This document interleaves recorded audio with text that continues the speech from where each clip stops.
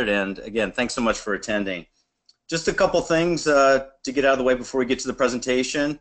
If you do have questions, you can type them in the chat, and then we'll have some time at the end for Q&A as well. Also, you want to stick around for the end because we'll be giving away an Amazon Fire to a lucky participant. So we'll draw that out and see who our winner is.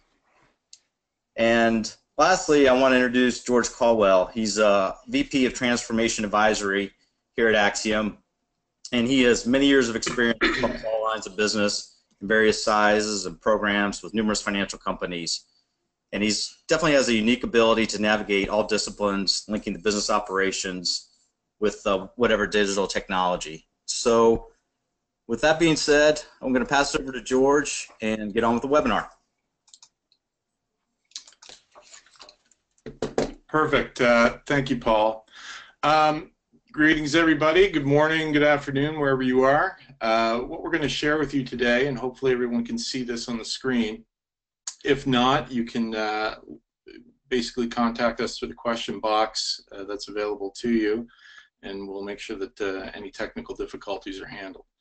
Today we're going to cover a process that has basically come out of many multiple financial services transformations that I've been involved with and other members of the Axxiome group have been involved with.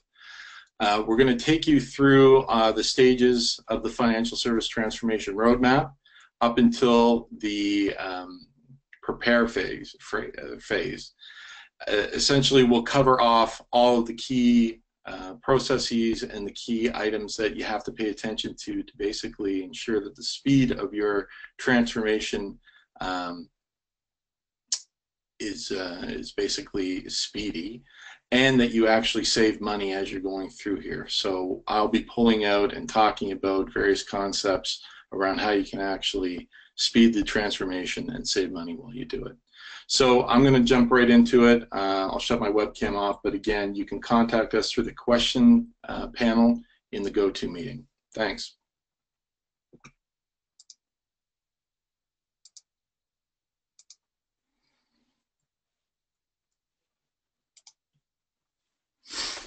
So the Financial Services Transformation Roadmap, it is a 8-step roadmap that basically covers everything from the initial definition of your transformation imperative straight through to the execution and ultimately the refinement of it. The roadmap itself has basically been generated out of the multiple transformations that I've been involved with and seeing what multiple financial service companies have done incorrectly that have ended up costing them immense amounts of time and large amounts of money. And basically what happens, or what generally tends to happen, is the financial service company will start envisioning a future state very quickly. They'll devise an RFP. A lot of it is informed by what they do today and not necessarily informed by a transformation, but more of a replication of what they have. And then they'll jump directly into executing. And this is really where the majority of the financial service companies make the biggest mistake, in that they don't actually take time to really understand what it is that they really want to do and what they want to achieve in a final state. They don't take the time to understand exactly what the capabilities of the solutions that they may have purchased are capable of, and making sure that they can actually get the full benefit of those solutions that they're actually going to implement. They also do not take enough time to really understand the change impact to their organizations. So what we're going to do today is take you through the first 6 steps at a very high level, and again, behind this is a very detailed methodology on how you transform a financial services company. But we'll take you through the first 6 steps, and we'll talk a lot about the items that you should be paying attention to accelerate your transformation, as well as save immense amounts of money while you're doing it. So the executive strategy. Again, 3 pieces to this: understand, recruit, and envision, and we'll get right into it. So there's a quote, and I haven't been able to find it actually confirm that Albert Einstein said this, but it's attributed to him, and I actually like it. And if I had an hour to save the world, I'd spend 59 minutes defining the problem and 1 minute finding solutions. And this is typically where financial services companies do not spend enough time. There will be shiny keys, you know, trends in the industry that people want to jump on. Things will be said, and you know, statements like mobile first, statements like artificial intelligence, statements like blockchain. These are things that we all want to get into. However, they really don't spend enough time going back and really understanding what their transformation imperatives are. And what's a transformation imperative? Well, it's a dramatic change in the financial services company structure, infrastructure, culture, business model, or in the form or appearance of specific services or products, processes, or functionality deemed essential for the long-term stability and growth of the financial services company. Now again, these transformation imperatives are really what needs to be focused on. What is it in your enterprise that actually needs to change? Does your business model need to change? Does your organizational structure and capability need to change? Does your business process need to change? Your products and services that you offer, or your applications? You need to go through each one, and they'll inform each other, and through that you'll actually be able to build the transformation imperative listing. And this is extremely important because everything that follows really has to be mapped back to those transformation imperatives. So if you think about defining an executive strategy with your transformation imperatives covering a multitude of different things, what you really want to come out with is a target operating model where you have a clear vision of what your organization wants to be around your people resources, the technology that you want to implement, and the processes that need to change or be augmented. Because based on that, you end up developing your new value streams. So what are the big process chunks that you actually delivered through your organization across the various products and services, and where is it that people are actually engaged? And then through that, you're able to define the capabilities that you need. So for example, you know, if in an origination process, one of the major value stream steps would be capture customer information. Then you can drive down into that and say, well, what are the capabilities that I want there?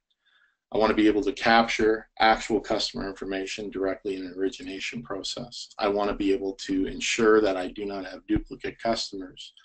And then you might be able to, and those would be commodity capabilities, but then you may want to add value-added or strategic capabilities where you're saying I may want to layer in social media data that we might be able to garner from Facebook or LinkedIn. And then strategic pieces where you may be saying, I want to run detailed analytics on this customer as I'm capturing the customer information to segment the customer better into, you know, a demographic category where products might be offered to them specific to the customer's need based on lifestyle or life stage. So you define each of those capabilities and you keep defining them below, down to a level 3. So you might take social media capability and actually go down to a level 2 and say, I want to be able to get specific information from LinkedIn and specific information from Facebook, and then you can drive a level 3 capability where you might actually define exactly what it is that you want to, what data that you want to actually garner from those social media sites. That then informs the business process. So again, you're basically layering in the capabilities with people skill into a business process, and then through that you can actually define the business services. And those services are really what links the business capability to the underlying systems. So again, when you start this, you want to make sure that you have a clear vision of what the transformation imperative is. You want to layer that over a target operating model, define your value chain, and then keep decomposing that down to the system level where you'll actually be able to define your business services. Recruit.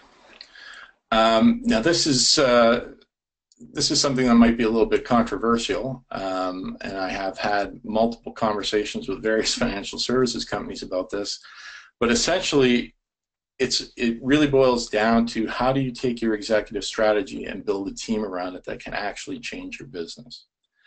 And the problem here that most financial services companies will find in a major transformation is that it's not the solution provider necessarily, it's not the solution integrator, it's not the business consulting company that, or the management consulting company that you brought in that is actually causing the problems and delays in your project. It really is your existing staff. And the problem is that there's a real differentiation between a run the business mentality and a change the business mentality. From a run the business perspective, the number one thing that I run into that causes delays and increases the cost of these transformations is the reliance on the as-is process. And I use this image quite a bit with management to say, you know, your team is really wrapped up in the security blanket of the as-is process. And the problem is that it's known, legal, compliance have signed off on the process.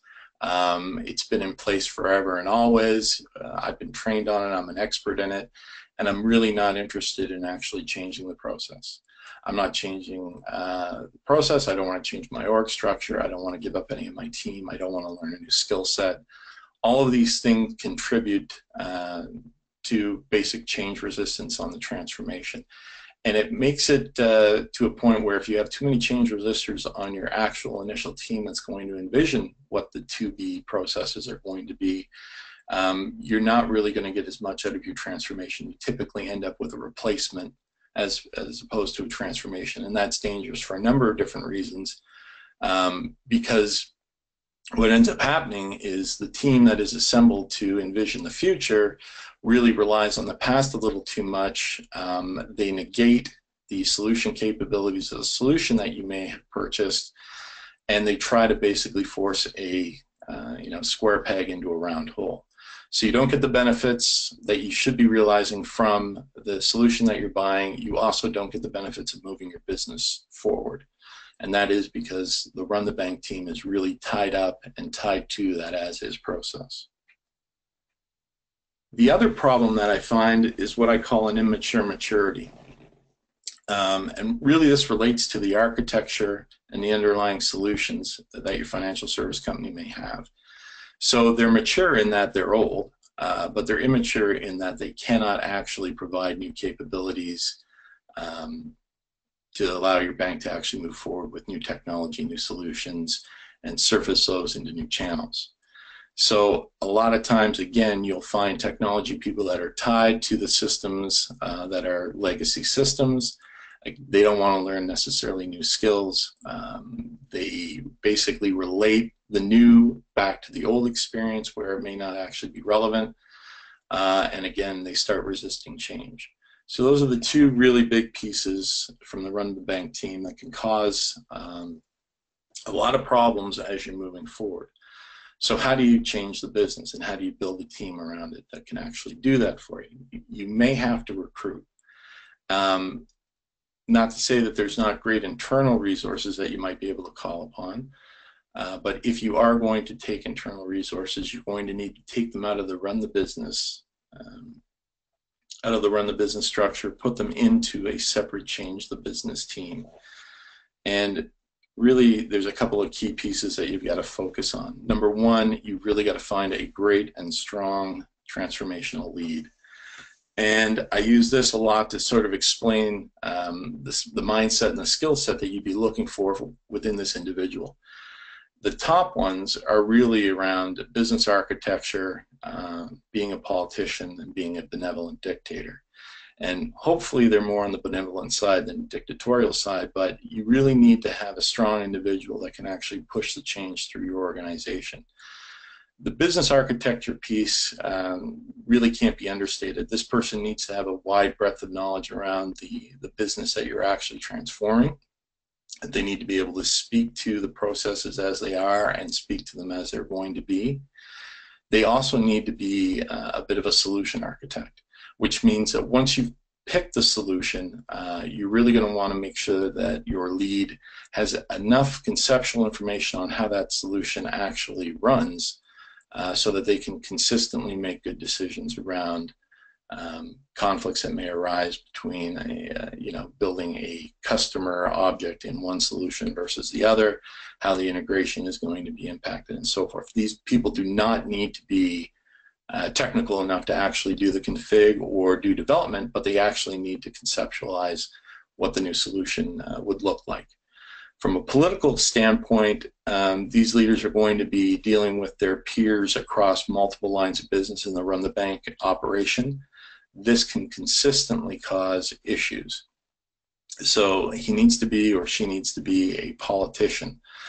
From a brawler perspective, you're going to get into fights. So they need to be able to have a tough skin and really push the agenda forward. And then from a geek perspective, these people should really like technology. They should like looking at new technology. They should like understanding the technology that they purchased. Again, they don't need to be developers, but they need to have a strong inclination to learning more and more about technology. So really, that's the mind of the technical lead, or sorry, the transformational lead that needs to be built. And then they need to be 110% driven. This stuff takes a long time. You need somebody with a lot of stamina that can actually push these things forward, the transformations forward. And I know that that adds up to 210%. However, that's the kind of effort that you're probably going to have to give if you're actually starting a transformation of any kind within a large, small, or medium financial services company. And then I just included some of the skill sets that are required today for a transformation initiative, covering everything from agile, lean, startup, and design thinking, down to the human resource aspect and everything in between.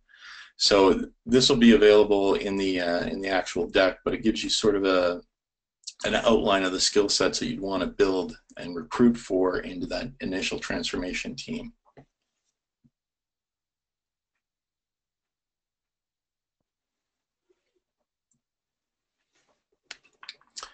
Now envisioning. So once you've recruited the team and you've got the correct skill sets, you really want to let them loose and start thinking about what the to-be bank is going to look like based on the transformation initiatives.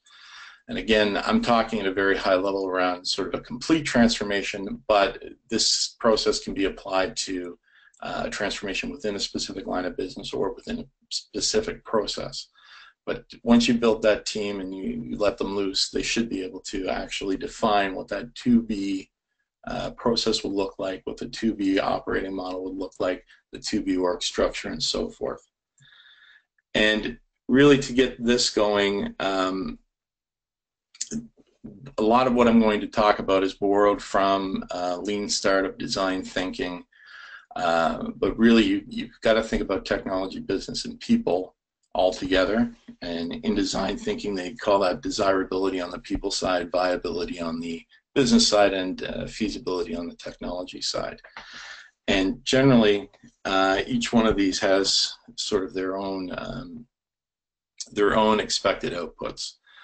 And I tend to focus more and more these days on the people side, making sure that any solution that's actually provided has a comparative advantage. So you need to be able to define what the comparative advantage is of your solution over your competitors. They need to be compliant with the values of your existing customers and the customers that you actually want to garner. So this can be anything from, if you're going after millennials, you may devise sort of a green mutual fund where all the companies inside are compliant with environmental protection laws and are promoting a healthy environment. Simplicity and ease of use, that goes without saying. The triability, so the ability for individual consumers to actually try new products and services so that they can get familiar with them. And then finally, observable results. So they need to understand what the expected outcome is of using a new product or service, and you need to be able to show them the value continuously from that. On a technology side, the technology should be really concerned with reducing complexity within the organization, and that goes to using more open standards, using standard objects, reducing the number of actual solutions that are in the background that are foundational in supporting the overall solution. promoting capability. So again, getting more capability focused, and based on that, being more agile. And not so much agile in the sense of running a project, but making sure that the underlying solutions are flexible enough and are service enabled and are agile enough to be mixed and matched into composite applications and actually surfaced on multiple channels, leveraging the same functionality over and over again. From a business standpoint, business is always going to be really focused on ROI, and a new concept, return on process, is really where technology and business can help one another define the value of just doing underlying foundational projects in technology. So technologists will identify, upgrades to solutions and systems that need to happen. They may identify new security protocols that need to be implemented. And each one of those is, sometimes it's hard to actually put a traditional ROI on it, but they need to be able to identify the actual return on process. So what is actually expected from those new processes? Where's the advantage that the enterprise is going to garner from implementing those changes that are sometimes just technical changes? And I think the new roles of the CIO or the CTO really rely heavily on their skills to basically communicate that value over and over again. So if you're straddling people and business, so desirability and viability, that's really about an emotional innovation. So it's about building brand, marketing, and relationships. If you're straddling technology and business, it's really about process innovation. And if you're straddling technology and people, it's really about a functional innovation. But really the sweet spot is getting that customer experience correct, and that's really where the transformative innovation comes from. And we were talking about recruiting earlier, and really that innovation requires new voices, new questions, perspectives, passions, and ultimately experiments. And this is really why in some, well, I shouldn't say in some, in the majority of cases you need to bring outside people into your financial services company that can give you those new voices, ask those new questions, give additional perspectives, and really bring their different passions to it and a fresh look at what your financial service company may be doing. From an experiments point of view, this is something that I am extremely promotional about, and that is really getting to a minimal viable product is what Lean Startup would call it.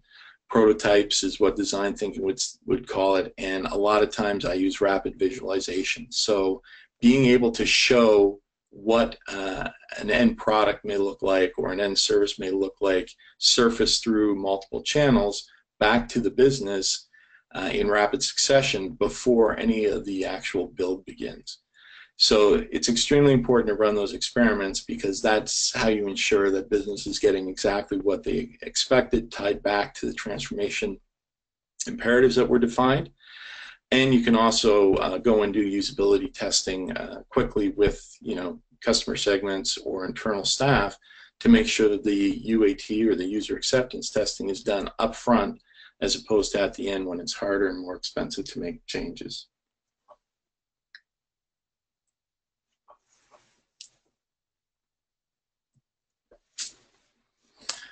Now we get into the actual enterprise implementation, and I'll go so far as prepare, and we'll leave execute and refine for another webinar. So motivating. Again, you have a large run the bank or run the enterprise or run the company team. They are not necessarily geared toward change. Particularly in financial services, you find systems and processes that have been in place for decades. You find enterprise culture that's been ingrained for decades. You find a employee behavior based on that culture that has been, handed down generationally between retiring employees and new employees, that's often hard to change. So you really have to focus on how you're going to motivate employees. and motivate those teams to actually participate actively in the transformation as it starts and continues, and then as it goes live, and really stop the change resisting. And the ability to get your staff to actually accept a transformation is probably the biggest and most difficult thing you'll actually do in a transformation. So motivation can come in all shapes and different sizes, but Maslow's hierarchy of needs sort of applied to employee engagement really help define how you need to move people from disengaged and actively resisting transformations to actual highly engaged employees. And again, the various techniques here, it's not all money. It's really about making sure that the employees understand why there is a need to transform. They need to clearly understand what their role in that transformation will be, and really more importantly, they need to understand what their role will be after the transformation. And I'll talk a little bit about that as we go forward. But paying significant attention to addressing employee concerns, constantly communicating with them, and in some cases, in some severe cases, actively terminating significant resistors to transformation can really help move your transformation along.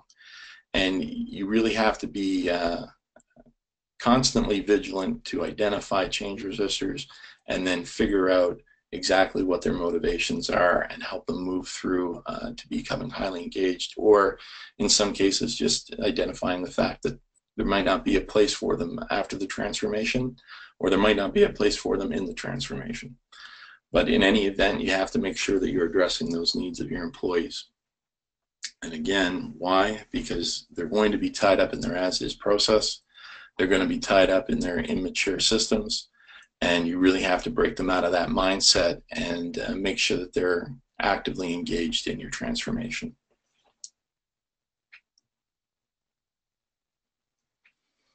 Communication.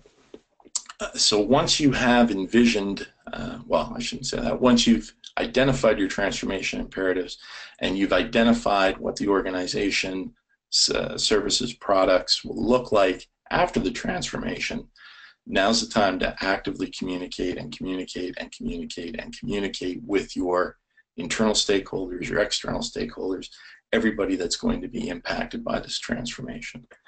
So when to engage? Anytime you're changing the business model, the org structure and capabilities, the business process, the products and services, or the application. Typically, they go through the stages of grief. The employees will, so shock, denial, anger, depression, and acceptance. And the real trick is to make sure that you're getting them to acceptance as quickly as possible.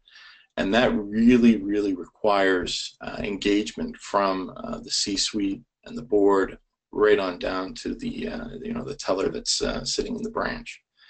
Everybody needs to understand exactly why you're doing what you're doing, when you're going to do it, what it's going to look like in the future, and how they're actually going to be fitting into the new model. And there's a whole bunch of different techniques for communication. Some of the ones that I really like, the readiness consulting is really about identifying where you think the biggest resistance to change is going to come from, identifying exactly what the fears and trepidations of your employees are going to be, and really determining where you are on the readiness scale. This also goes into something that we're going to talk about in the prepare phase, about really identifying what the skill gaps are within your team. The visualization, again, I can't stress this enough. I'm a big fan of it. Really putting simulations, experiential learning together, and making games of the visualizations that you may be doing related to anything from redefining what the teller solution looks like to what the consumer mobile app would look like. Getting those out in front of your team really quickly allows them to sort of really feel exactly what this is going to look like, because a lot of the trepidation that they have is going to be based on the fact that they don't know what the new world looks like. And the sooner that you can show them what it looks like, the better off you're going to be. On the engage side, I can't stress it enough. You need to communicate. You can't over-communicate this, particularly internally. The more they see it, the more it gets ingrained, the more it becomes common vernacular within the enterprise, the easier job you're going to have as the transformation rolls along. And again, it's all about taking the resistance to change out of the actual enterprise, because that's the thing that's going to cause you more time and money than anything else. And then enablement, making sure that you really focus on training, training, training, and training. And that's another theme that we'll talk about as we look at the prepare phase. And then embedding it, really focusing. A lot of times people really focus on the technical changes that would be coming, whether that be to a system or a process. But a lot of times they don't really take the time to go and look at the job functions of everybody within a value chain, and really identifying how that change would impact everybody across that value chain. So it's taking like an origination process for, say, a mortgage or an unsecured loan, and really taking a look at who's involved in it from start to finish, and then really taking a look at identifying the changes from how businesses run today to how businesses run tomorrow, and identifying those changes on a particular job-by-job basis. So again, try not to focus too much on the technical changes. Try to focus more on the people changes that are going to happen based on how the process has been rewritten.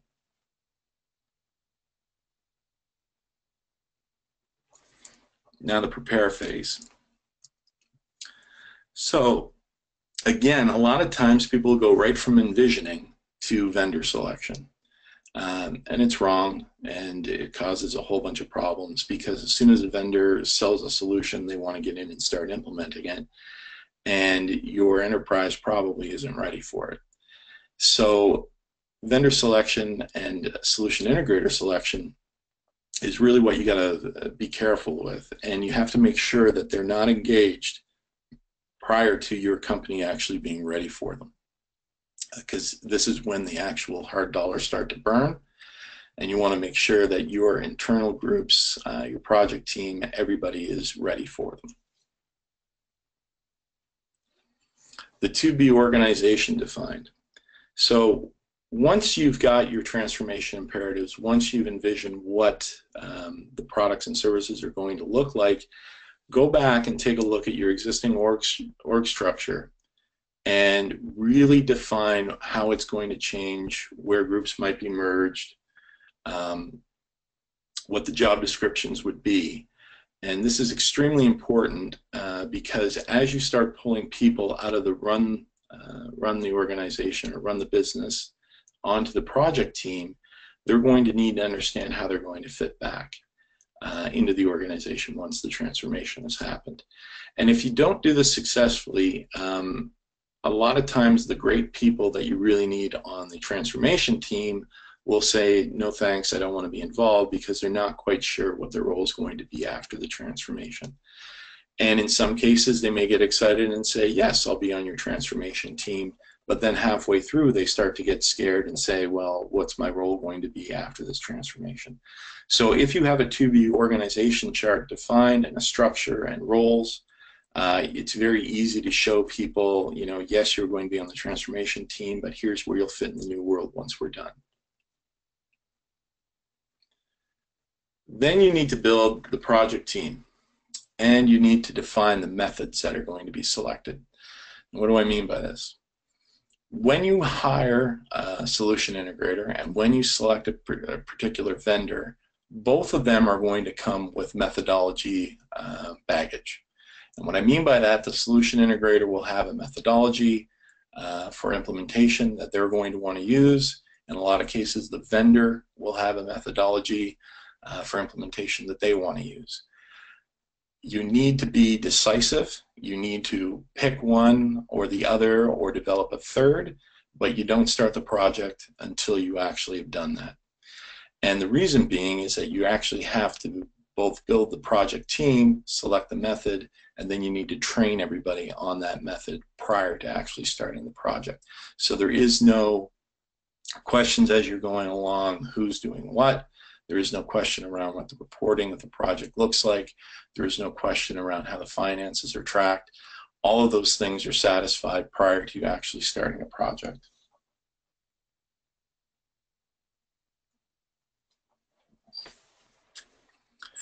Then you need to train, then train some more. So what is this about? When you've actually selected a vendor, your project team and your internal resources that are going to support the transformation need to be trained to the nth degree on that solution for a couple of reasons. Number one, they need to conceptually understand absolutely everything that's going on in that solution. They need to understand how the configuration of the solution works. They need to understand when and if they should actually use development against the actual solution, so doing custom development. And they need to really understand the capabilities. So generally in a sales cycle where you're picking a vendor, you're not going to see all of the capabilities. A lot of times it's going to be referenced against an RFP that you may have written that is really around your current view of the world, not necessarily understanding absolutely everything that could be available or should be available to you. So you really need to spend the time to get up to speed on your vendor solution prior to starting the project. Number one, it will inform exactly how many resources from the vendor you may need. If you can train internal staff to be a little bit more self-sufficient around it, you may need less vendor resources to augment your staff. Two, from a business perspective, understanding the capabilities really might change some of the processes that had been defined, or even the reprioritization of some of the transformation imperatives. So for example, if your vendor has out-of-the-box capabilities for something that you thought might be future state in like day 2 activities or day 3 activities, you may want to bring them forward just because they're easy to implement and they're going to give you a lot more value to your business. But again, you need to really understand the capabilities of that vendor solution to really determine and make those decisions. Now, from a project method perspective, you'd really want to get trained up. If you're selecting either the method from the vendor or from the integrator, you need to spend an immense amount of time educating your internal project teams on that method, on the inputs and outputs to that method, how they actually do the project planning and tracking, how they do the financial tracking, what types of systems they may be bringing in. So for example, certain solution integrators will have requirements tracking solutions embedded into their methodology. You need to be up to speed on how that system works, how it's going to integrate into any project systems that you may already have internally, or you may need to spend time with the solution integrator to actually talk through how you might want to use an internal tool that's already available in your organization as opposed to bringing new tools in. All of those things need to be done before the project ever starts. And I'll emphasize this again. The vendor and the solution integrator, as soon as you've selected them, they're going to want to start charging you. You need to be able to push back and say, no, we're not ready. We need to do a lot more prep, because as soon as those people land, that's really when the clock starts ticking and your burn starts going up dramatically. So spend as much time as you can getting to understand the solution, getting to understand the methods that are going to be implemented on the actual project, and really training your internal project team on those solutions and those methods. And then finally, architecture and foundations defined. So again, when you've selected a vendor, there is a new solution that's going to be implemented. You need to really spend your time on how that solution is going to integrate into your existing architecture. You're also going to have to spend a significant amount of time defining foundations. So for example, the new solution may mean that you need to transfer customer data from an existing CRM into their CRM. you need to spend the time to figure out exactly how that data conversion is going to happen. You need to spend a significant amount of time understanding any other tools that may need to be in place to make that conversion happen simply and easily. And you really need to do it with a view on how your transformation will be actually going live, you know, a year from now.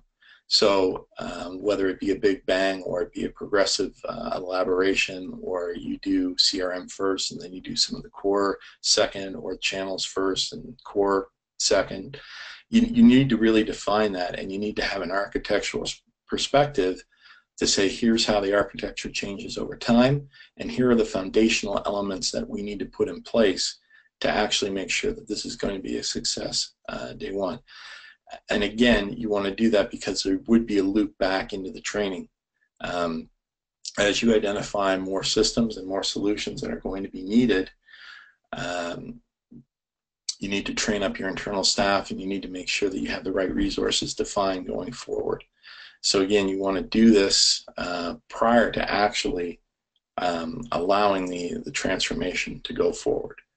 So really, in a nutshell, these are the top pieces that are going to actually save you money as you prepare to do a transformation. Again, we have a lot more detail behind each one of these and steps that you can actually take for each one of these to make sure that your organization is prepared for a transformation, that your solution integrator and your vendor are prepared to do business with you and to actually become productive members of the team, and really how to make sure that your internal organization is prepped for the transformation. Change resistance is identified and dealt with quickly, and really all these stumbling blocks that previous financial service companies have had to deal with are not going to actually affect your transformation. So with that, I think that we can open it up to questions. The process is to open up the questions tab within the GoToWebinar and type the question, and we'll respond to it.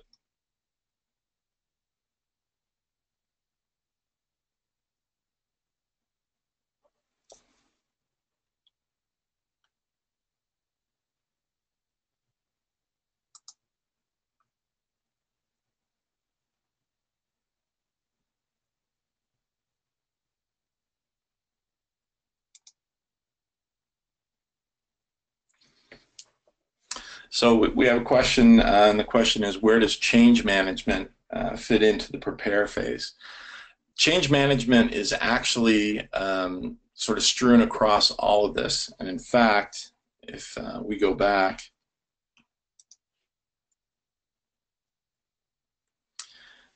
here, really what we're looking at here is really a change management plan. So how do we identify change against every role in the organization, and how do we prepare a communication strategy and a training strategy as we move across the transformation? So change management really starts day one and continues through to the whole program. However, you really want to make sure that you're getting the communication pieces identified from it, and really that they're coming at a timely phase. So you really want to look at what people are doing today, what they're going to do tomorrow, and then really build those communications and the change strategy around that.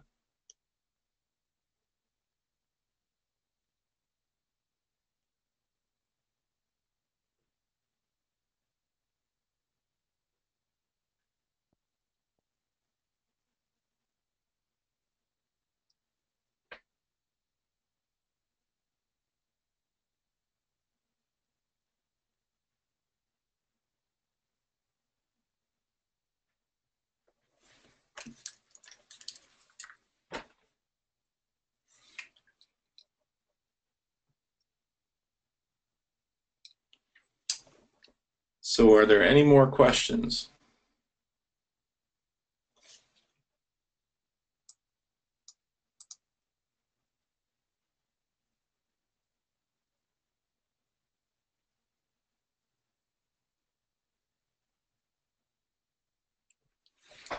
So we have one related to preparing data, particularly along the migration, because in projects we see migration is seen as a pure techie issue, and perhaps data quality may be seen as an afterthought. I completely agree with that. Really what you want to make sure that you're doing is you're taking a look at you know, the to-be data objects and your as-is data objects, and really identifying where you might have data governance issues or data quality issues within your existing organization, so that you can actually address those going forward. So you don't want to bring in bad data, and that's part of the foundational pieces. So when you're looking at doing the architecture and the foundation, one of the foundational pieces might be going back through and doing a data cleansing initiative, or really going back through and assigning data governance as you're doing it, if that's something that your organization is missing today. So, you know, from the perspective of the foundation, that's a great foundational piece. But again, behind there's a whole bunch of other foundational pieces that you'd want to do, everything from security standards, data quality standards, data governance standards, customer onboarding standards, privacy standards. All those foundational pieces you're going to want to address prior to going into the 2B. And in some cases, you may prioritize them and say, you know, we know that we have some data quality within some of these objects, but we might live with that, bring it over, and then, you know, start a new origination process that addresses those data quality issues, as opposed to going back and trying to do a data cleanse on the old data.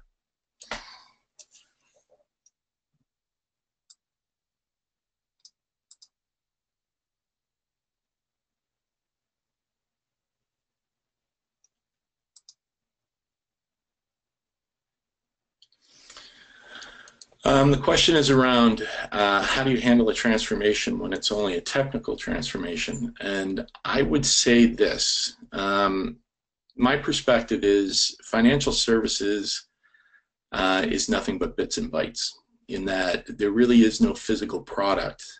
Everything that we do is digital in nature in some way, shape, or form. So from my perspective, there really is no technical transformation that doesn't impact business. Now, you might do a like-for-like replacement, but again, that's really around identifying what the return on process is. So if I'm doing a like-for-like, but the business process doesn't change, the business model doesn't change, the actual product doesn't change, I'm just swapping out one CRM for another, or I'm swapping out one origination system for another, you still need to be able to define what the return on process is going to be. So what is it that's actually driving that? So from a technical point of view, yeah, it might just be a technical swap, but from an actual business point of view, what's the dollar and cents incentive to actually do that is something that I think technologists have to get a lot better at explaining. And from my perspective, and unless you're speeding throughput, which might be an imperative from the business, what would be the real, just pure technical reason to swap out systems? It's going to have to do with total cost of operation. It's going to have to do with operational cost reduction, which is not technically the business of selling bank products, but it is the business of the bank. If that makes sense.